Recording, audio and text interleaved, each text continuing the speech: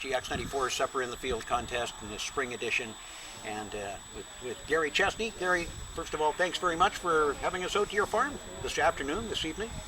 Thanks very much for coming out. Tell us a little bit about the farm. We chatted prior to supper tonight, and you mentioned it's a second generation farm. Second generation, yeah.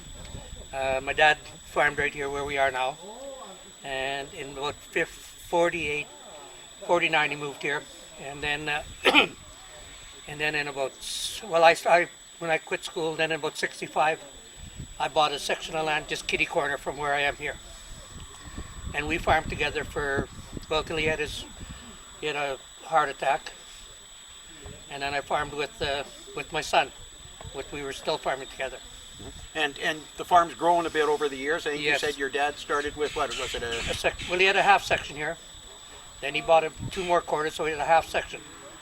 And we had that for quite a few years, and then we had that other section, but we rented land too then, eh? We were farming some rented land, and now we're up to 2, 3, 4, 5, 9, 10, 11, 12, but 12 quarters of land that we for cattle and grain, right?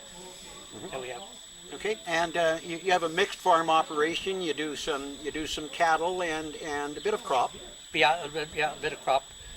The crop is mostly oats and maybe some barley sometimes. It's mostly oats for the cattle, yeah, and for green feed and stuff like that. Okay, so how many head of cattle are you running here? There's about 275 cows. That's what we have, about 275 cows. They're just starting, well, I shouldn't say they're just starting. I guess he's got about 100 and some calves already. We don't calf very early. We tried it this year a little later, get out of that snow we lost every year in that snow in the end of April. We've lost calves every year, like 14 calves, 16 calves, in one snowstorm, eh? Yeah. How's that worked out, calving a little later? Well, we'll know. We'll know. It seems to be good so far. Really good, really good. And then we don't wean our calves off the cows. We keep the calves on our cows till February, and we sell our calves in February. Maybe the end of January, February, March. We take so many in at a week, eh? And these calves are on the cow all winter. And it hasn't always just been cattle. You were telling me you also raised sheep, and I think you said turkey at one time. Turkeys, yeah. Oh, and I forgot to tell you, we had rabbits too. I had I don't know how many rabbits. I built a barn there for rabbits. We were raising rabbits when that plant was in swift current, but then it went broke 2 times, and just had rabbits coming all over. There was rabbits all over the place. There had to be 300-400 rabbits I used to raise at one time. Well, I know how rabbits are. You can start with 2 and you can have 200 in no time at all. That's right. Yeah, and they're in sheep now. My son and his boys. Is that sheep pretty good to raise? Well, they actually are. They're pretty hardy little animal. Because we've had some there.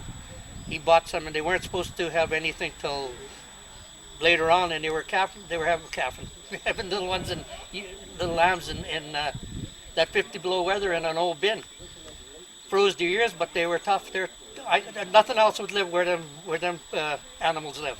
In that cold when they're babies. Yeah. These may be the best of times, I guess, for cattle producers, although you were telling me earlier that even though we mention all the time in our broadcast that cattle prices are at record highs, we fail to mention that input costs are also at the high, yeah. But it's a pretty good time to be in cattle. Right on, yeah, real good.